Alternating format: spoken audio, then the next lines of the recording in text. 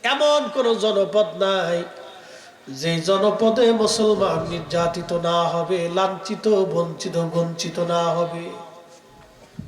মুসলমানের রক্তে সারা পৃথিবী রঞ্চিত হবে। আল্লাহ ওই সময় ইমাম মাহাদিকে দুনিয়াতে পাঠাবেন, আত্মপ্রকাশ করবেন তিনি।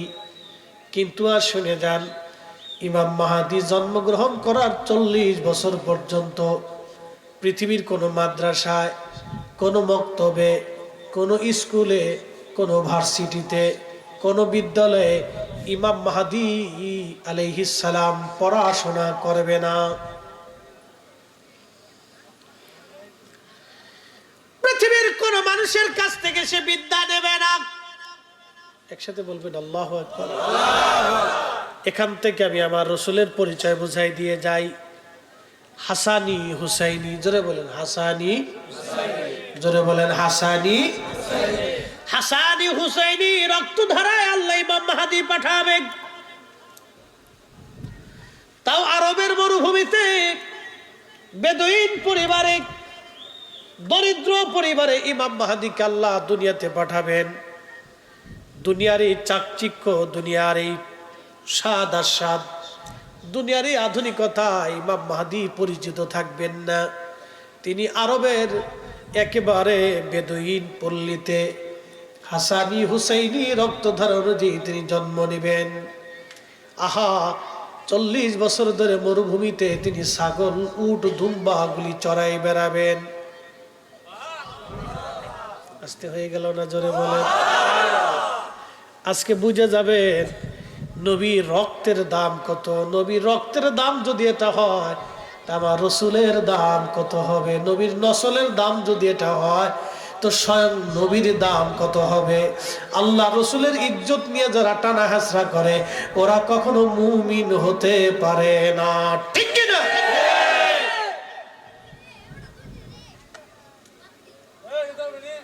মাধবপুরের মুসলমান, জোয়াল ভাঙ্গার মুসলমান, মা বোনেরা, পুরুষেরা, যুবকরা ভালো করে আজ শুনে যাবেন। ইমাম মাহাদি দুনিয়াতে অবশ্যই আসবে। ইমাম মাহাদি দুনিয়াতে কেন আসবে? অন্যায়, অত্যাচার, জুলুম পৃথিবীতে দাফন করার জন্য আল্লাহ ইমাম মাহাদিকে দুনিয়াতে পাঠাবে। আজকে সারা বাংলাদেশ না, সারা পৃথিবীতে অন্যায় হয়, জুলুম হয়। 75 বছর ধরে ফিলিস্তিনের মুসলমানদেরকে ইসরায়েল 75 বছর ধরে গুলি করে করে, বোমা মেরে মেরে মারতেছে। আহা, 75 বছরে 10 লক্ষ ফিলিস্তিনের বাড়িঘর ইসরায়েল নিয়ে চলে গেল।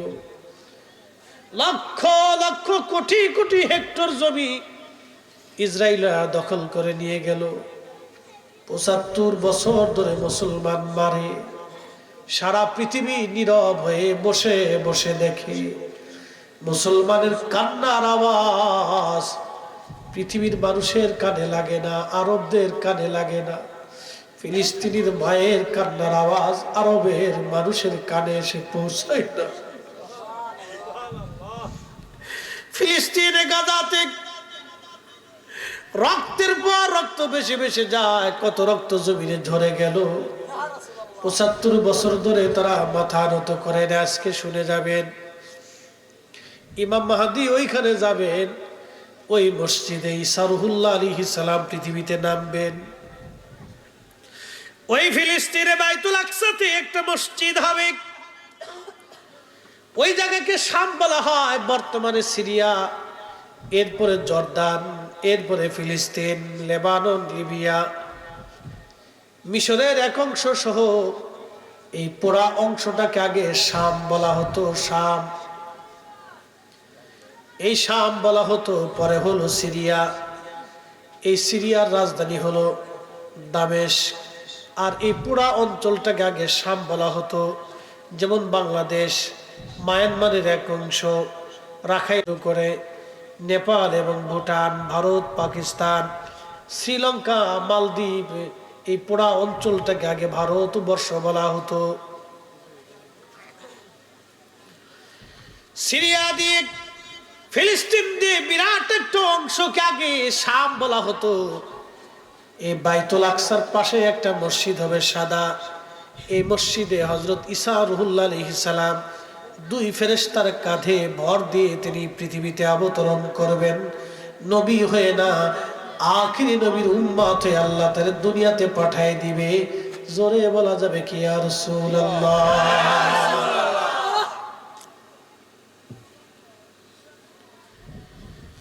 জলিল কদর রাসূল ঈসা রুহুল্লাহ, যিনি কিতাবধারী একজন নবী, ইনজিল ধারক নবী,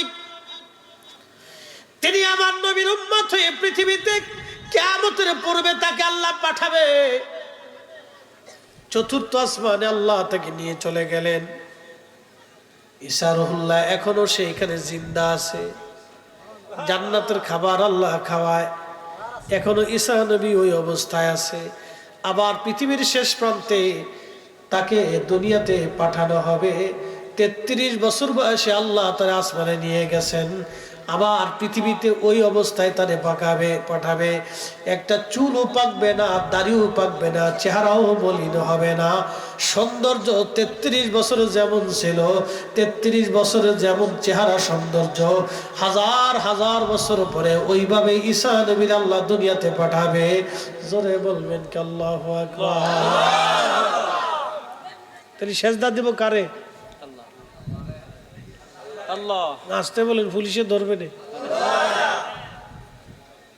কাকে? আল্লাহকে। কেন? যিনি কুদরতের মালিক, যিনি কুদরতের মালিক। মাধবপুরের মুসলমান শুনিয়া যান, ঈসা আলাইহিস সালাম পৃথিবীতে আসবে দাজ্জালকে ধ্বংস করার জন্য। ফিলিস্তিনের মুসলমানরা হবে ইমাম মাহাদির সৈনিক, আর ইসরায়েলের ইহুদিরা হবে দাজ্জালের সৈনিক। অতএব ইহুদিদের সাথে যারা যুদ্ধ করে প্রতিনিয়ত শহীদ হয়, ওরা সবাই ইমাম মাহাদির সৈনিক। আর যারা ইসরায়েলের পক্ষ নেয়, ওরা হলো দাজ্জালের সৈনিক। কথা কোন ঠিক কিনা?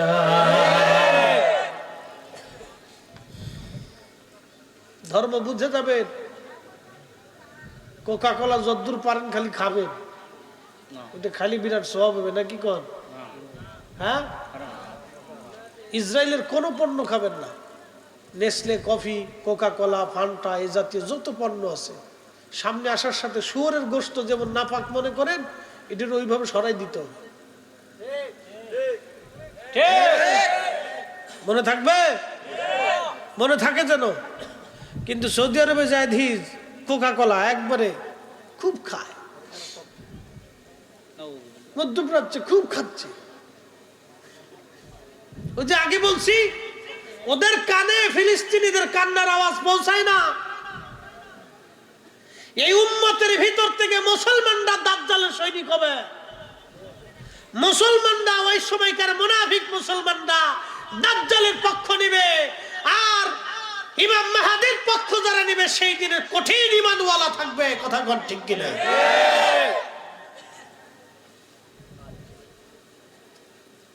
টুপি মাথায় দিয়ে, জুব্বা গায়ে দিয়ে, পাগড়ি মাথায় দিয়ে রাস্তায় হাঁটলে যদি ইমানদার হওয়া যেত তাহলে কাজই হয়েছিল। আজকে বলে দিয়ে যাই, অজুবিহীন আজকে সারা রাত্রে যদি তাহাজ্জুদ পড়েন হবে? আজকে সারা রাত যদি নামাজে দাঁড়ান, মসজিদে অজু নাই, নামাজ হবে? তো এরকম ইমানবিহীন সারা জিন্দেগি আমল হলেও জান্নাতে যাওয়ার আশা করা যাবে না। আরো পরিষ্কার বুঝাই, আপনাদের এলাকায় জেলেরা মাছ মারে না? প্রচন্ড শীতের মধ্যে হাওরে মাছ মারতে যায়। আপনারা যখন কাঁথা কম্বল দিয়ে ঘুমান, তখন তারা ঠান্ডা পানির ভিতরে মাছ শিকার করে, মাছ ধরে। সকালবেলা এসে 500-1000 টাকা বিক্রি করার জন্য সারা রাত পরিশ্রম করে। আচ্ছা, মাছ ধরে যে ডোলই বা খালই বা খোলইর মধ্যে রাখে, ওটা আপনাদের দেশে কি বলে? ডোলা। ডোলার নিচে যদি ভাঙ্গা থাকে, আর জেলে যদি সারা রাত মাছ মারে আর ডোলার মধ্যে রাখে, মাছ থাকবে? সকালবেলা মাছ পাওয়া যাবে? মুসলমানের ঈমান হচ্ছে আমল রাখার ডোলা, মুসলমানের ঈমান হচ্ছে আমল রাখার ডোলা। মুসলমানের ঈমানের বাক্স যদি ভাঙ্গা থাকে তাহলে সারা জিন্দেগি আমল হলেও জান্নাত হবে না। আর মুসলমানের ঈমানের মূল ফাউন্ডেশন হচ্ছে আল্লাহর রাসূলের ভালোবাসা। যেই মুসলমানের অন্তরে রাসূলের ভালোবাসা নাই, আহলে বাইতের মুহাব্বত নাই, সে মুসলমান কামিল হতে পারে না। কথা কোন ঠিক? আল্লাহু আকবার। ইয়া রাসূলুল্লাহ জিন্দাবাদ, ইয়া রাসূলুল্লাহ। আল্লাহু আকবার। শোনেন, আপনাদের কাছে একটা কথা বলি, তার কণ্ঠটা কে দিছে? আল্লাহ। সে তার গলার আওয়াজটাকে সঠিক কাজে ব্যবহার করতেছে। বুঝতে পারছেন?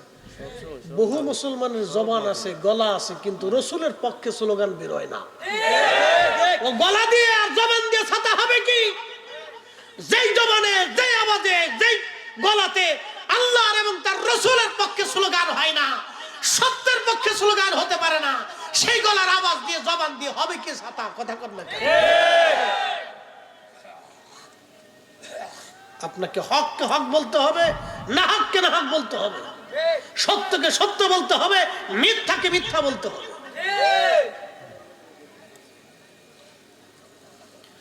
প্রিয় মাধবপুরবাসী, খুব মনোযোগ দিবেন।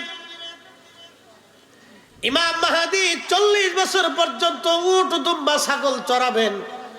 দুনিয়ার মানুষ তাকে চিনবে না, ছেলেটাকে, যুবকটাকে। 40 বছর পরে সারা পৃথিবীতে মুসলিম নিধন চলতে থাকবে। ওই বছর হজের বছর হবে, লক্ষ লক্ষ হাজিরা হজ করার জন্য মক্কায় যাবে। আরাফাতের ময়দানে তারা কাঁদবে, আরাফাতের ময়দানে কান্নাকাটি করবে। মুজদালিফা হয়ে, মিনার মাঠ দিয়ে, জমারাত হয়ে হাজিরা হজ শেষ করে হজের কর্মকাণ্ড, জমারাতে পাথর মেরে তারা কাবায় আসবে। কাবায় এসে ফরজ তাওয়াফ করতে থাকবে। ওই ফরজ তাওয়াফ করার সময় ইমাম মাহদী আলাইহিস সালাম তিনি তাওয়াফ করতে থাকবে। জোরে বলেন, জোরে জোরে জোরে। ইমাম মাহদী তাওয়াফ করবে, কিন্তু কোটি লক্ষ লক্ষ মুসলমান কারো চেহারার সাথে ইমাম মাহদী আলাইহিস সালামের চেহারার মিল হবে না। কারো সৌন্দর্যের সাথে, অঙ্গভঙ্গির সাথে কারো ইমাম মাহদীর মিল হবে না। ইমাম মাহদী একেবারে ভিন্ন হবে। বলে কারণ কি? যেই দিন ইমাম মাহদী হজে আসবেন, সেই দিন আগের দিন আমার আল্লাহ তার কলবের ভিতরে এক রাতে সমস্ত বিদ্যা, ইলম, উলুমুল ফিক, উলুমুত তাফাসির, উলুমুল কোরআন, উলুমুল হাদিস এবং যত বিদ্যা আছে সারা পৃথিবীর মধ্যে, রণবিদ্যা, যুদ্ধবিদ্যা, যা কিছু আছে, অর্থনীতি, সমরনীতি, সমাজনীতি, ধর্মীয় সব বিদ্যা ইমাম মাহদীর কলিজার ভিতরে আমার আল্লাহ এক রাতে ইলম ঢুকায় দিবে।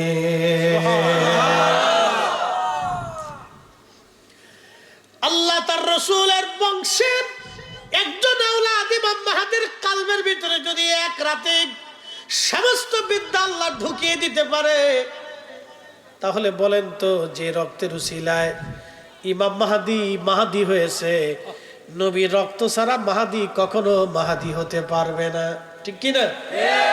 যেই নবীর রাসূলে, যেই নবীর নসলে, যেই নবীর রক্ত হওয়ার কারণে ইমাম মাহদীর মাহদী এত বড় দাম, যার রাসূলের কারণে এক রাতে আল্লাহ 40 বছর পরে আমার আল্লাহ তার কলবের মধ্যে বিদ্যা ঢুকায় দিবেন। তাহলে বলেন তো, সেই নবীর ইলম কত? ওই নবীর ইলম নিয়ে যারা প্রশ্ন তোলে তারা কখনো মুমিন হতে পারে না। কথা কোন ঠিক কিনা? আমার দিকে তাকান, খালি তবারক খাই খিচুড়ি খেয়ে চলে গেলে হবে না। আমাদের সুন্নিদের একটা বদ অভ্যাস আছে। এই বদ অভ্যাস হলে এরা ওয়াজ শোনে না, আর ওয়াজ বাড়ি পর্যন্ত নেয় না।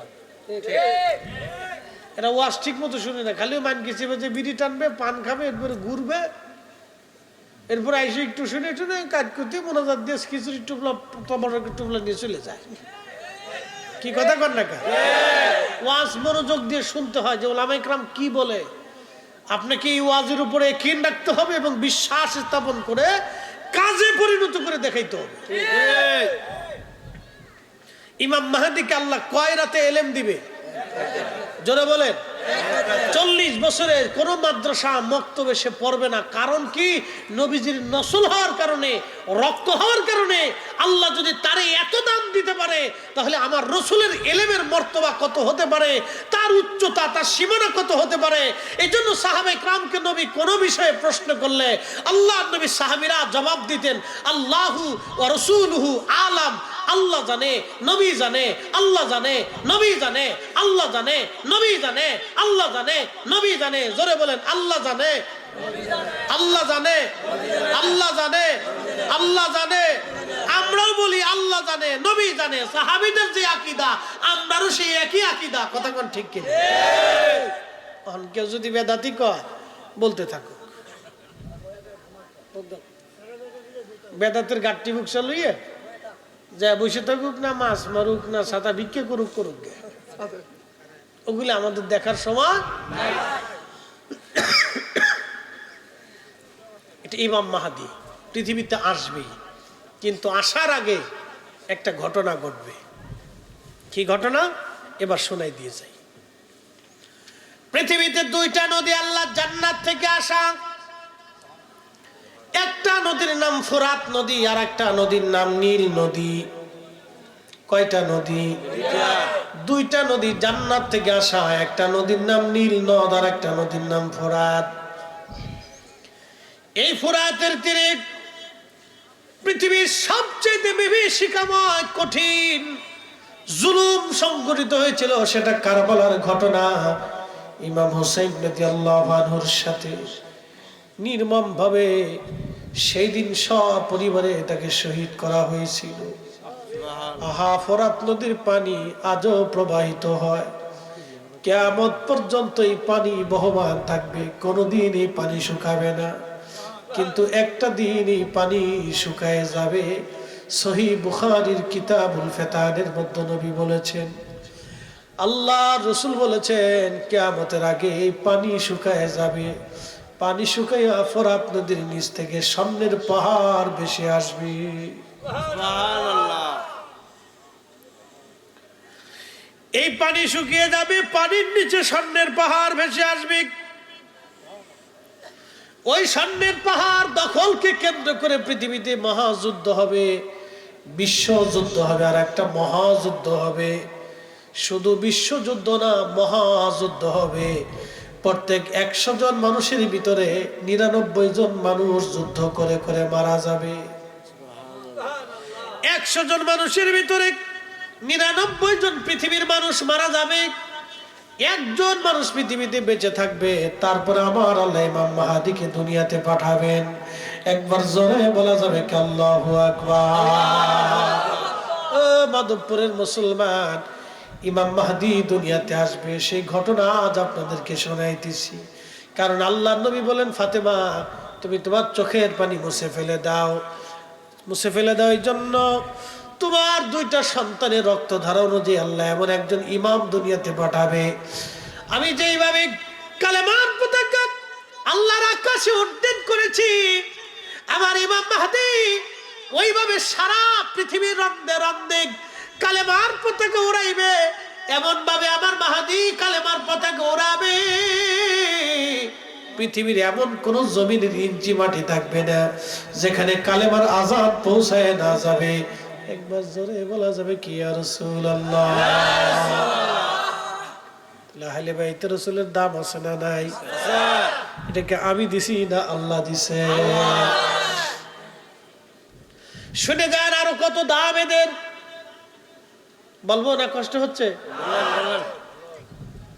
সর্বনাশ, 20 মিনিট চাইছিলাম, 1 ঘন্টা হয়ে গেছে। ফজর ফজর ফজর ফজর কি বড় বড় মুসল্লিরা ফজর পর্যন্ত চলবে চলবে? হ্যাঁ, এটা শক্ত আছে দিবি, পাকা মুসল্লি, বাপরে বাপ। ছোট ছোট মানুষ একবার সামনে বসে রয়েছে, এ মনোযোগ দেন না, বেশি রাত করবো না, ভয় নাই, শেষ কথাটা বলতেছি। ঈসা আলাইহিস সালামকে আল্লাহ আসমান থেকে দুই ফেরেশতার কাঁধে ভর করে নামাবে। কয় ফেরেশতা?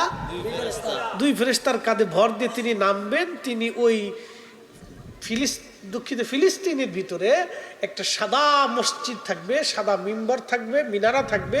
ওই মিনারার উপরে ওনাকে ফেরেশতারা নামাবে। আর মুসলমানরা মই দিবে। মই চিনছেন নি আপনারা? এই মই দিয়ে তাকে নামানোর চেষ্টা করা হবে। মই বেয়ে বেয়ে তিনি নিচে নামবেন। নিচে নেমে তিনি ওইখান থেকে সরাসরি মুভ করবেন, মার্চ জিহাদের জন্য। একসাথে বলবেন আল্লাহু আকবার। আল্লাহু আকবার। কিসের জন্য? জোরে কর। আপনারা তো জিহাদ করা ভুলে গেছে। সুফিরা জিহাদ থেকে ভোলার কথা না তো। শাহজালালি আমিনী মুজাররদি তিনি খালি খানকার পীর ছিলেন না, তাসবিহ টিপেন নাই, তলোয়ার নিয়ে জিহাদ করেছেন। কথা কন না কেন? আল্লাহু আকবার। ইয়া রাসূলুল্লাহ। বসিয়া সাহেব গড় যাও আরেকবার, গড় যাও আরেকবার। আল্লাহু আকবার। সিফা সালাম নাসিরউদ্দিন রহমাতুল্লাহ আলাইহি ঘুমায় আছে। শুধু কি তাসবিহ টিপেছেন না জিহাদ করেছেন? জিহাদ করেছেন। কথা কন না কেন? আমরা শুধু তাসবিহ টিপার জন্য না, আমরা আল্লাহ পাঠিয়েছে জিহাদ করার জন্য। ঠিক কি না? হকের জন্য জিহাদের ময়দান দরকার আমাদের। এত ভয় পাইয়া মুরগার মতো ঘরের মধ্যে বসে থাকলে চলবে না।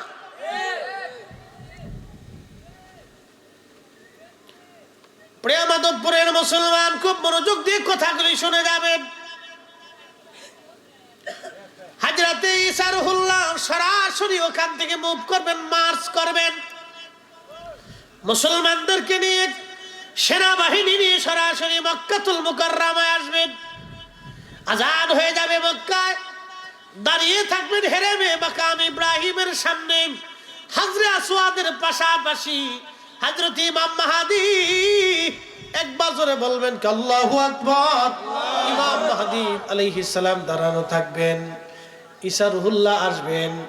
ঈসা নবী আসার পরে নামাজের ওয়াক্ত ইমাম মাহদী আলাইহিস সালাম ডাক দিয়ে বললেন, হে আল্লাহর নবী, যদি এই উম্মতের এই নবীর উম্মত হয়ে আপনি আসছেন, আপনি সম্মানিত, আজকে আপনি হেরেমে কাবাতে আপনি ইমাম হবেন, আমরা মুসল্লি হব। হযরত ঈসা নবী ডাক দিয়ে বলবে, ও মাহদী, হে ইমাম মাহদী, আমি এই উম্মতের মর্যাদার কথা শুনি আমি আল্লাহর দরবারে এই নবীর উম্মত হওয়ার বাসনা করেছিলাম। এই উম্মতের মর্যাদা, এই উম্মতের দাম, মর্যাদা শুনে আমি ঈসা নবী নবুয়ত থাকার পরেও আমি এই নবীর উম্মত হওয়ার বাসনা করেছিলাম, বারে বারে দোয়া করেছিলাম। আমার প্রবল আকাঙ্ক্ষাই, আমার ইচ্ছাই, আমার মালিক, আমার আল্লাহ আমাকে এই নবীর উম্মত হিসেবে কবুল করেছে। আচ্ছা বলেন, এই উম্মতের দাম আল্লাহ এত দিলেন বিড়ি টানার জন্য, ঘুষ খাওয়ার জন্য, সুদ খাওয়ার জন্য, নেশা করার জন্য, মদ খাওয়ার জন্য, অকাম কুকাম করার জন্য, অন্যের জমি দখল করার জন্য, অন্যের মাল কেড়ে খাওয়ার জন্য।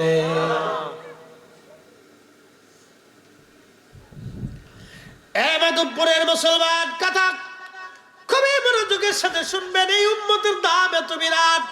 ঈসা রুহুল্লাহ ডাক দিয়ে বলবে, ও ইমাম মাহদী, এই উম্মতের মর্যাদার কথা শুনে আমি নবী হওয়া সত্ত্বেও আল্লাহর দরবারে উম্মতের বাসনা নিয়ে আল্লাহ আমাকে এই উম্মত বানিয়ে পাঠিয়েছে এই উম্মতের ইমামতি করার জন্য না, এই উম্মতের মাহদীর পিছনে নামাজ পড়ার জন্য।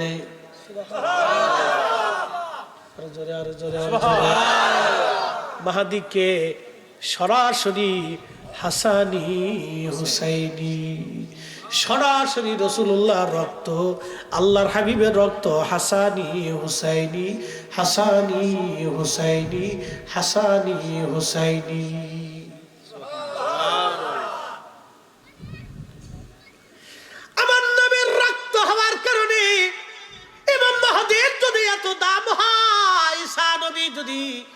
ইমাম মাহাদিকে এত সম্মান করেন, তাহলে বলেন তো এই উম্মতের শাহজালালের দাম কত?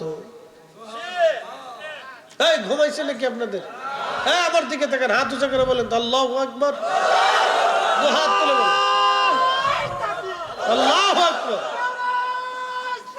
ইয়া রাসূলুল্লাহ জিন্দাবাদ।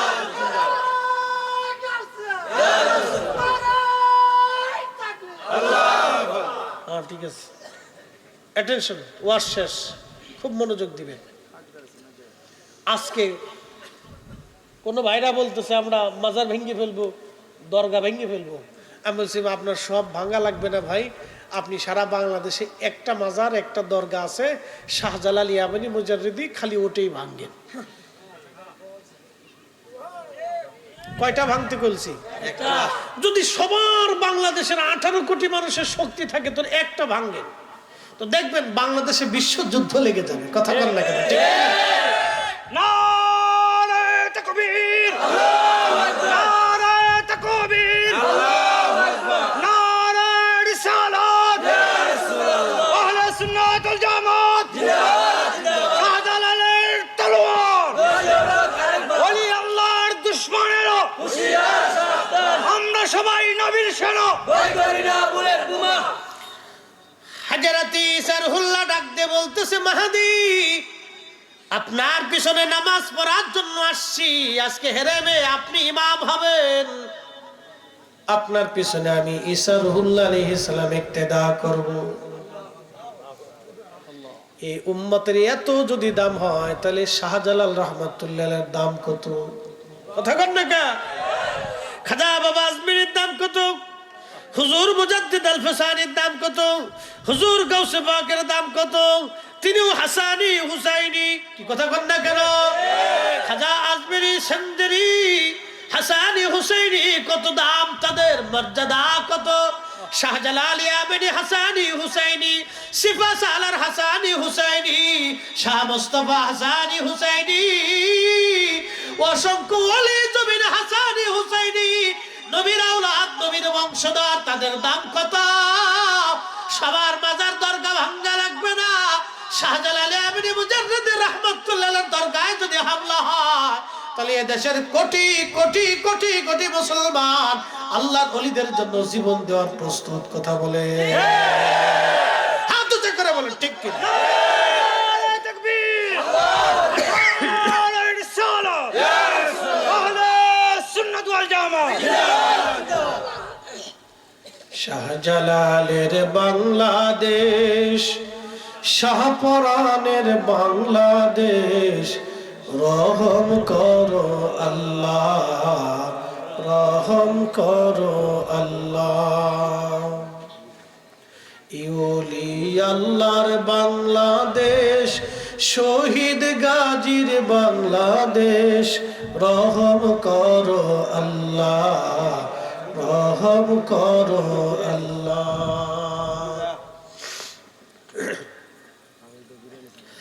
হযরত ইমাম মাহদী দুনিয়াতে আসবে, তিনি কাবাতে নামাজ পড়াবেন। নামাজ পড়ানোর পরে ঈসা আলাইহিস সালাম ইমাম মাহদীর পিছনে নামাজ পড়বেন। নামাজ শেষ করার পরে হযরত ঈসা রুহুল্লাহ মক্কা থেকে সরাসরি মদিনার দিকে রওনা হয়ে যাবেন। মক্কা থেকে সরাসরি মদিনায়। কোন জায়গা? যারা বলেন কোথায়? মদিনাতে। মুস্তাদরিক হাকিম লিসহিহাইনি, বিশুদ্ধ হাদিসে ইমাম যাহাবী রাহিমাহুল্লাহ থেকে শুরু করে বিশ্ববিখ্যাত ইমামরা হাদিসটাকে বিশুদ্ধ বলেছেন। আল্লাহর নবী ঈসা রুহুল্লাহ আলাইহিস সালাম সরাসরি রওনা করবেন। আল্লাহর নবীর মসজিদে নববীতে যে নামাজ তিনি পড়বেন না, সরাসরি সর্বপ্রথম আল্লাহর নবী রওজা মুবারকে হাজির হয়ে আল্লাহর হাবিবকে সালাম যখন দিতে থাকবেন, আসসালাতু আসসালামু আলাইকা ইয়া রাসূলুল্লাহ, উনার সাথে হাজার হাজার হাজার হাজার মুসলিম ওই সময় থাকবে।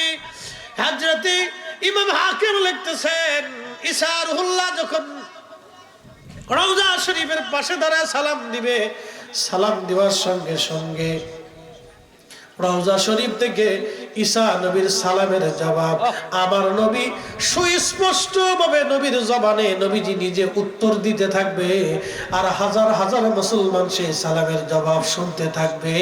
একবার জোরে বলা যাবে আল্লাহু আকবার। তাহলে বলেন আমাদের নবী আসে না নাই? জিন্দা না মুর্দা? হায়াতুন নবী কি নাম? আবার নবী রওজা মুবারকে জিন্দা এখনো আছে, এখনো সালাম দিলে নবী সালামের জবাব শুনে, নবী সালাম শুনে জবাব দেয়। আল্লাহর নবী উম্মতের জন্য দোয়া করে, এখনো নবী আছে, তখনো নবী থাকবে। ঈসা নবীর সালামের জবাব আমার নবী স্পষ্ট ভাবে দিতে থাকবে, হাজার হাজার মুসলমান সেটা শুনতে পারবে। তাহলে নবীর জায়গা নবী আছে, অন্ধ চোখের জায়গা তোমার চোখ নাই, তুমি দেখো না, সেটা তোমার চোখের দোষ, আমার নবীর দোষ না। কথা কম ঠিক কিনা? শ্রেষ্ঠ নবী দিলাম রে তোরে নিতে রোজা হাসরে, পথ না ভুলি তাই তো দিলে পাক কোরআনের বাণী, খুদা তোমার মেহেরবানি। সুন্দর ফুল সুন্দর ফল মিঠা নদীর পানি, খুদা তোমার মেহেরবানি। আহলে বাইত রাসূলের মর্যাদা অনেক দাম। আল্লাহু আকবার। ইমাম মাহদী পর্যন্ত চলে গেছে এটার মর্যাদা। রক্তের ধারা, কি দামি ধারা! আল্লাহু আকবার।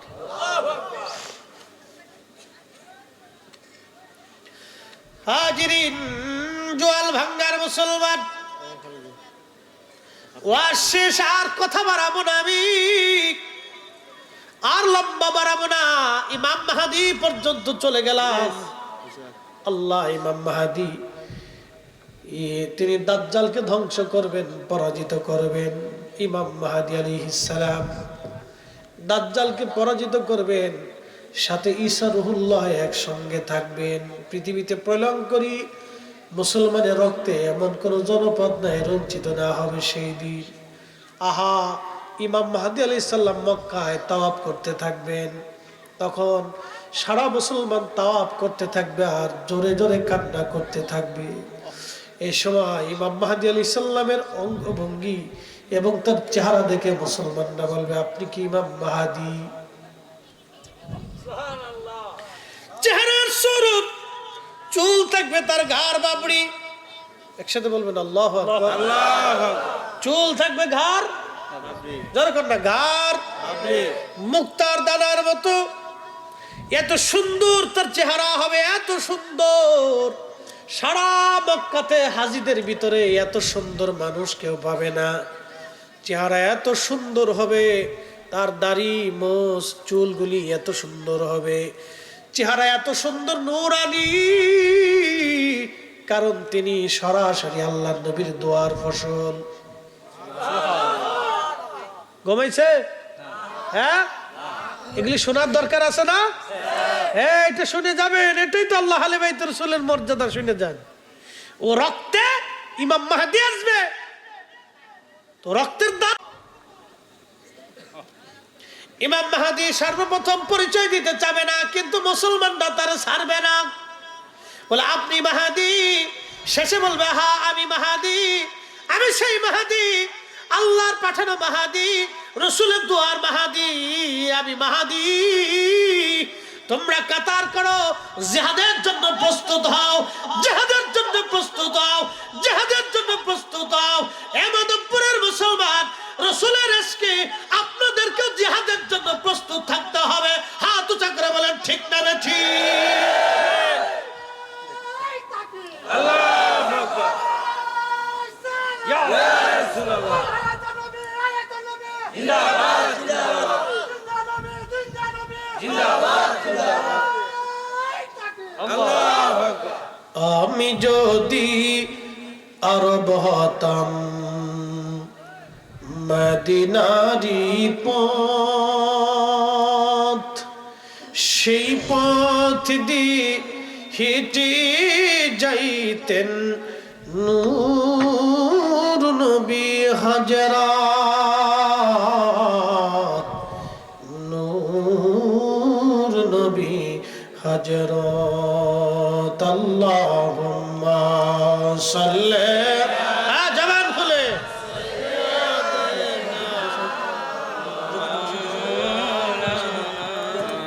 محمد وعلى آل سيدنا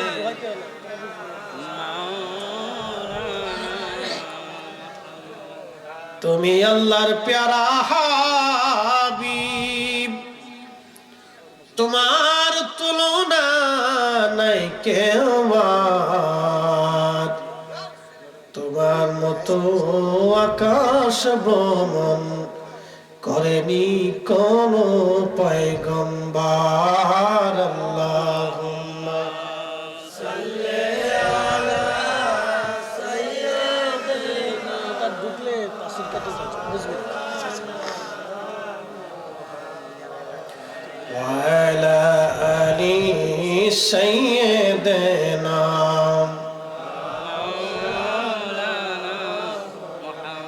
কথা শেষ, আল্লাহর নবী ডাক দিয়ে বলতেছে, ফাতেমা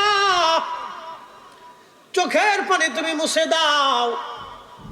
ফাতেমা রে, আরো শুনে যাও, তোমার বাবার পরিবারের ভিতরে তোমার আত্মীয়র মধ্যে আল্লাহ একজনকে দিয়েছেন, তার নাম জাফর।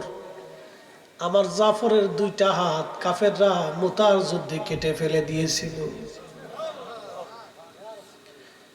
আমার জাফর কালেমার পতাকার ঝান্ডা ধরেছিলেন। কাফেররা কালেমার পতাকার ঝান্ডা জমিনে ফেলে দেওয়ার জন্য জাফরের ডান হাত কেটে ফেলে দিল। জাফর রাদিয়াল্লাহু আনহু কালেমার ঝান্ডা বাম হাত দিয়ে চেপে ধরলেন। কাফেররা বাম হাত কেটে ফেলে দিল জাফরের। আমার জাফর কালেমার পতাকা তখনও পড়তে দেয় নাই, কামড় দিয়ে ধরে বুকের ভিতরে চাপা দিয়ে ধরে রাখলো। কাফেররা আমার জাফরের বক্ষ বরাবর বর্ষা নিক্ষেপ করে দেহ পার পার করে দিল। জাফর তখনও কালেমার পতাকা পড়তে দেয় নাই। আমার জাফর কালেমার পতাকা দাঁত দিয়ে কামড় দিয়ে ধরে আমার জাফর বুকের উপরে কালেমার পতাকা দিয়ে আমার কালেমার পতাকা জমিনে পড়তে দেয় নাই, বুকের উপরে কামড় দিয়ে ধরে আমার জাফর কালেমার পতাকার ইজ্জত রক্ষা করেছিল। চিৎকার মেরে জোরে বলবেন আল্লাহু আকবার। তেলের গাড়ি তেলে চলে,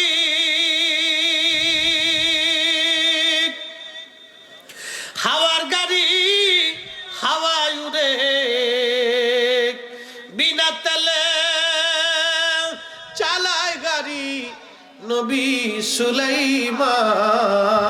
আমরা সেই মুসলমান, আমরা সেই মুসলমান। কালেমার পতাকার জন্য একজন সাহাবী রাসূল, আহলে বাইতে রাসূল ডান হাত কেটে ফেলে দিল, বাম হাত কেটে ফেলে দিল, কামড় দিয়ে চেপে ধরে পতাকা জমিনে পড়তে দেয় নাই। আল্লাহর নবী ডাক ডাকে, ফাতেমা চোখের পানি মুছে ফেলে দাও।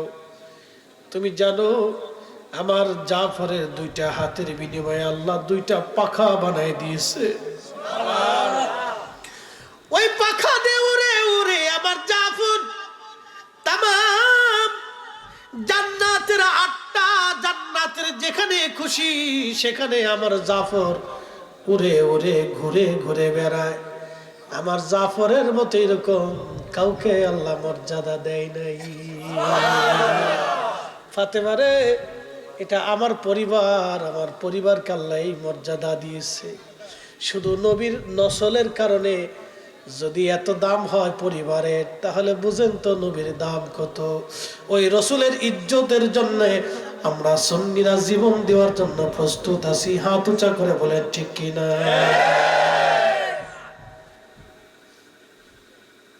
ওয়াজ শেষ।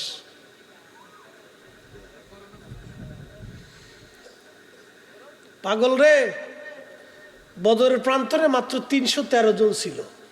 বেশি ছিল না, মুতার প্রান্তরে মাত্র 3000 ছিল, 2 লক্ষ কাফেরের সাথে তার যুদ্ধ করেছে। আরে রসুলের আশিকের জন্য হাজার হাজার মরা মুসলমান দিয়ে জমিনে কোনো দাম নাই। জিন্দা মুসলমান একটা হলেই চলবে, একটা হলেই চলবে। তো একটার মতো হতে চান, বাঘ বাঘের বাচ্চার মতো হতে হবে।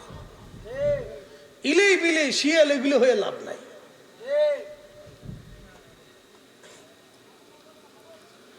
আল্লাহ নবী ডাক দিয়ে বলতেছে, ফাতেমা তোমার কানটা আমার মুখের কাছে লাগাও। ফাতেমা তোমার কান আমার মুখের কাছে লাগাও। কানটা মুখের কাছে লাগানোর পরে নবীজি বললেন, ফাতেমা কান্না করো না রে মা, ও মা তুমি আর কেঁদো না মা, চোখের পানি মুছো। মারে আমার ইন্তেকালের পরে সর্বপ্রথম আমার পরিবারের মধ্যে তুমি ইন্তেকাল করবা, আর অল্প কিছুদিন পরে আমার ইন্তেকালের পরে তুমি আমার পরিবারের মধ্যে সর্বপ্রথম ইন্তেকাল করবা। ফাতেমা রে, ওই দিন তোমার সঙ্গে আমি তোমার আব্বাজান জান্নাতুল ফিরদাউসে একসঙ্গে ঘোরাফেরা করব, কথাবার্তা বলবো, খাওয়া দাওয়া করব। ফাতেমা আর অল্প দিনের জন্যই তোমার সাথে আমার দেখা হয়ে যাবে। একবার জোরে বলা যাবে কি আল্লাহু আকবার।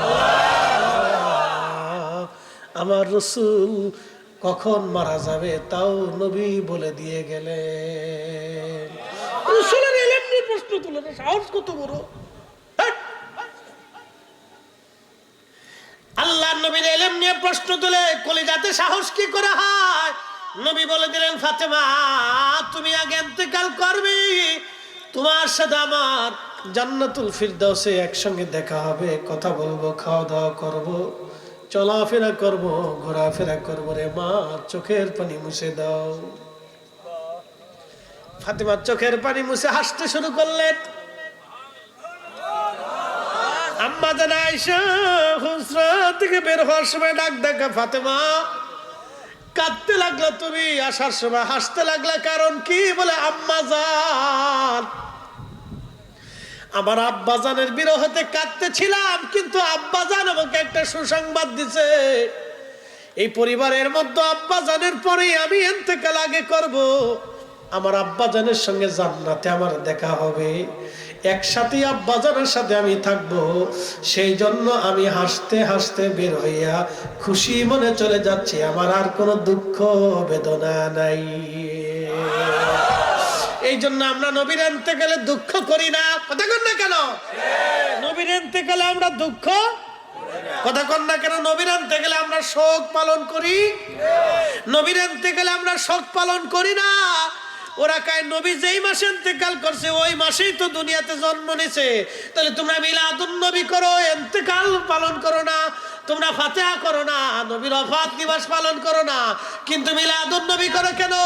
আমরা সুন্নিরা জানি আমাদের নবী হায়াতুন নবী, জিন্দা নবী, অতএব ওনার ইন্তেকাল শরীফ আমরা পালন করি না।